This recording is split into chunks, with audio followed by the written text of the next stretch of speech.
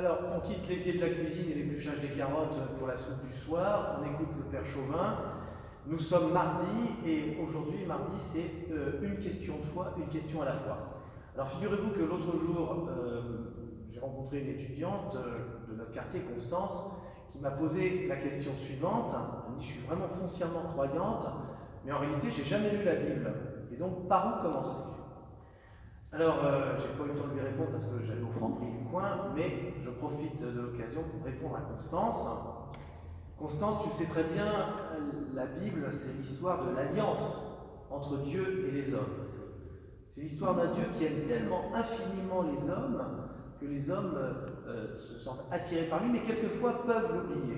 Ils peuvent oublier cette alliance que Dieu est venu tisser avec eux pour toujours. Mais inlassablement, Dieu a toujours relancé l'alliance. Et la Bible, j'en ai une ici, la Bible, c'est le recueil, c'est la somme, c'est le témoignage de toutes les alliances entre Dieu et les hommes. Qui dit témoignage, dit dans un langage un peu plus savant, testament. Les récits de l'Ancien Testament sont les témoins de cette alliance, et puis avec la venue du Christ, dans le Nouveau Testament, c'est Dieu en personne qui vient rencontrer l'humanité et sceller l'alliance définitive avec le genre. Alors, croire en Dieu, tel que tu le vis, toi, Constance, c'est simplement dire oui, oui à l'alliance et chercher à l'accueillir encore plus. Alors, par où commencer? Constance, tu es bien heureuse de fréquenter une paroisse qui s'appelle Saint-Philippe, parce que figure-toi que l'une des paroles qu'on a de Philippe, l'apôtre, le disciple, c'est, il a interrogé le Christ en lui disant, mais montre-nous le Père. Et le Christ a répondu à Philippe, qui me voit, voit le Père. Et donc, chaque rencontre avec Jésus, chacune de ses paroles, chacun de ses gestes disent quelque chose de Dieu. Et les récits que nous avons dans les évangiles sont comme la porte d'entrée pour découvrir qui est Dieu à partir de Christ. Je t'en donne simplement 3 exemples que tu connais forcément. La Samaritaine, Jean 4. Jésus va lui demander à boire et la soif de la rencontrer, à son tour, c'est elle qui va lui demander de l'eau qui peut jaillir comme une vie éternelle. Alors le Christ va justement mettre en relief tous les recoins de cette vie de Samaritaine. Elle a eu 5 maris, elle n'est pas aimée, elle est abandonnée par les siens, elle est obligée de venir puiser au puits en plein jour. Et donc, au contraire, par le Christ, elle ne se sent pas méprisée, elle ne se sent pas jugée, elle se sent simplement aimée, elle est remise debout et elle va réorienter sa vie dans le sens d'une annonce parce que le Christ l'a découverte sans l'avoir jugée.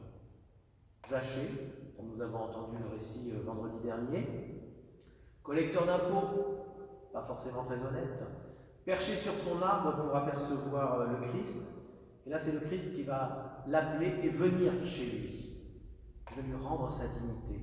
C'est sûr, Zachée il vaut beaucoup plus que le péché qu'il aurait pu commettre. Puis enfin c'est Pierre, le premier des apôtres, qui fait lui aussi l'expérience d'un regard qui aime. Par 3 fois il a renié, mais par 3 fois après la résurrection, il va être aimé du Christ et intronisé comme le berger, le pasteur des brebis, c'est-à-dire la capacité à conduire l'Église. Et donc à chacune de ces rencontres, c'est vraiment une pépite infinie, réelle, de l'amour de Dieu qui est relatée. C'est un rendez-vous qui n'était pas seulement valable pour les 3 personnages que je viens de citer, mais qui est valable pour chacun d'entre nous. Et donc la Bible, c'est le recueil des rendez-vous d'amour que Dieu fait avec les hommes, donne aux hommes, quelles que soient les conditions. Il y a quelques années, dans l'autre siècle, dans les années 40-60, il y avait une femme penseur chrétienne qui s'appelait Madeleine Delbrel. Madeleine Delbrel a beaucoup évangélisé les milieux principalement marxistes et elle-même les connaissait parce qu'elle avait été athée dans sa jeunesse. Et elle nous dit, l'Évangile n'est pas un livre comme les autres. Il est comme un rendez-vous que le Christ donne à chacun d'entre nous avec lui jusqu'à la fin des temps. Un rendez-vous de personne à personne, un cœur à cœur, intime, concret. Il n'est pas fait pour être lu, l'Évangile est fait pour être reçu. Alors comment être reçu par l'Évangile? Il y a plusieurs portes d'entrée. Il y a Saint Luc, qui est plutôt narratif, qui est plutôt facile à lire, qui est l'évangile de la joie. Tout commence dans la joie et tout finira par la joie. Il y a Saint Marc, plutôt pour les paresseux, c'est le plus court, mais ce n'est pas le moins intéressant.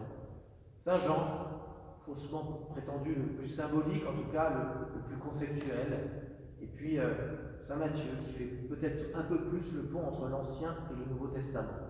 Donc Constant, c'est pas à moi de te dire par quelle porte d'entrée tu dois aller dans la Bible.